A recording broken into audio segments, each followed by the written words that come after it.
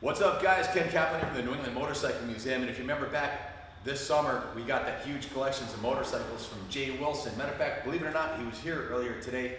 He just left. He flew up from Maryland to come take a tour of the museum and got to check out his Tyran, which was residing in his living room, home-based museum. He had 20 plus museum quality vintage motocross bikes in his living room and decided he's going to sell them all for personal reasons. So he sold them to us, and this is going to be the last one to go. This is the last one to go because this was a staff favorite. We all decided we'd hang on to this one the longest and list this one last because it's just such a cool piece. I've never seen one before.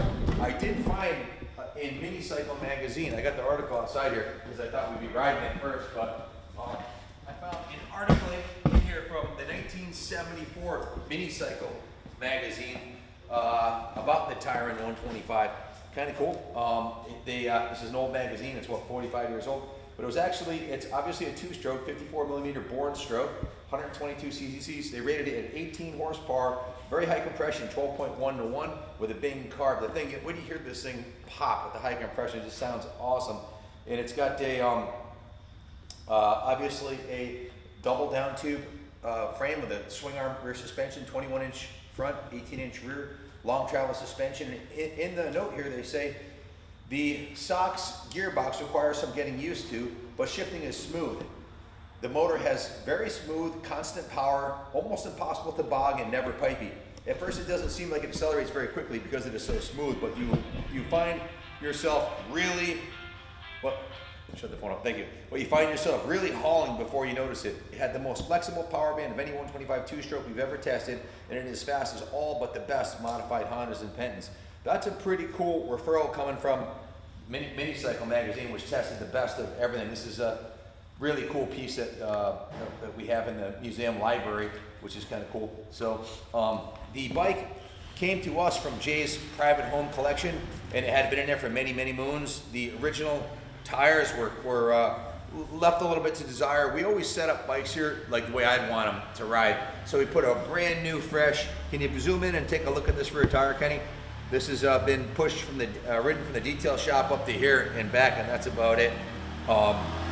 Just a beautiful set of Dunlop tires on here. We put a total of 12-hour labor into it, and $300 to ship it from Maryland to here, and about 400 in parts for a total of $1,800 we put into the machine. The compression on the engine is a perfect 175 PSI. We tested it. The spark's perfect. We put new gear lube in it, put a new spark plug in it, put new tires on it and tubes, put a new air filter and lube the air filter, of course. We're running VP 110, so you're not going to be able to smell it, but it smells friggin' awesome and it sounds incredible. VP 110 with mixed 50/50 with 94 pump gas. We're using our favorite, which is a 927 castor oil. It has a beautiful smell to it. We also put a brand new chain on the bike, as you can see, and cleaned the carburetor and installed a brand new set of grips on it and a new kill switch. The original kill switch was shorted out or something, wasn't working. So, we also put a new fuel petcock on it. Jay had the bike sitting for decades, so a new petcock was needed. Also put new fuel lines on it and rim bands in addition to the tubes and everything else. So yeah, we bought a big collection from Jay. You might remember some of the bikes. He had some beautiful Hodakas and Carabellas and Makos and Pentons and Suzukis and Hondas. And this was the last one to go. And if you watch that video, I think it was titled Giant Collection, shows up at the museum. That video, the staff unanimously voted to hang on to this one the longest because they just all thought it was so cool. And that comes from a group of guys I can only describe as jaded when you're surrounded by 2 football field long rooms of beautiful vintage bikes. So it's easy to become jaded. You're not easily impressed. But this is a really cool looking bike. Combination, the blue frame. This is the original seat, Jay told me. This is the original factory seat. It's an NOS seat that he found for it. It has a really cool, like light blue colored top and black sides.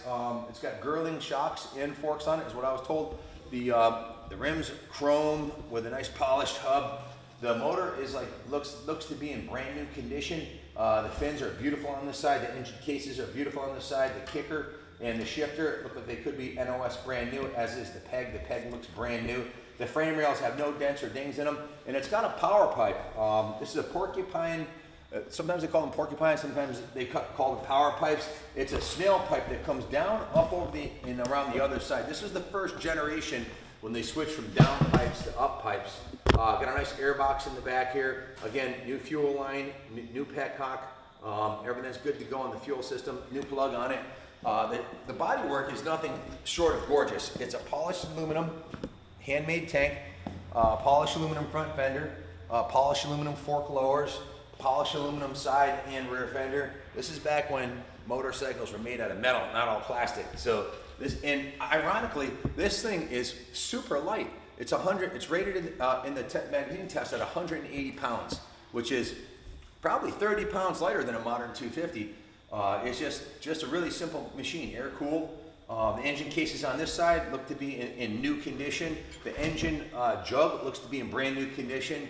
SOX motor parts are easily available for this motor. They made these for lots of different bikes like the DKW and the Penton and the SOX and the Tyran and the Wassel. All ran that motor. This is made in England, if you're wondering. The British flag and the Made in England sticker on the side are a sure giveaway. Even the chain guide is polished aluminum on this, as is the rear brake hub. So it looks awesome, it sounds awesome, it smells awesome, it feels awesome, it's just awesome. So like my dad used to say, if it looks like a duck and it quacks like a duck, it must be a duck. So just a really cool piece. #1 coolest vintage motocross bike we've gotten in this year. Has the Tyran crossbar pad. Nothing but good to say about it, and it actually runs and shifts beautifully. Now for the best part. Let me grab my helmet. I'll take it for a rip. So this bike runs as good as it looks. It is absolutely stone cold here at my bare fingertips. You can see I'm holding the exhaust pipe. Stone cold. Just turn the gas on, and it fires right up every time. First kick.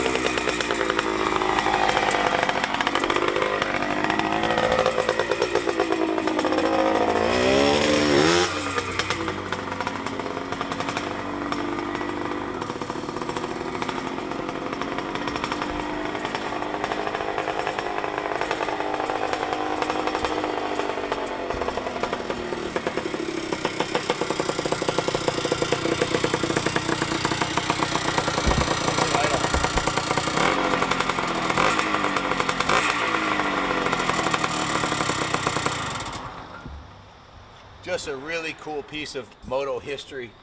Really becomes art at this point, after 50 years. And it's a unique piece. You're not gonna find another one when you go to the vintage event. You're gonna be the only one there with one of these, and it's gonna turn heads everywhere you go. Fun to ride.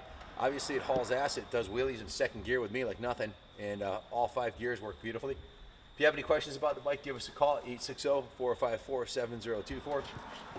As always, the proceeds go to fund the New England Motorcycle Museum, so you're buying a piece of vintage history that you can leave here at the museum where it's safe and protected as an investment, or you can bring it home. And again, vintage motorcycles are recognized by the IRS as part of a 401k or a single employee pension plan.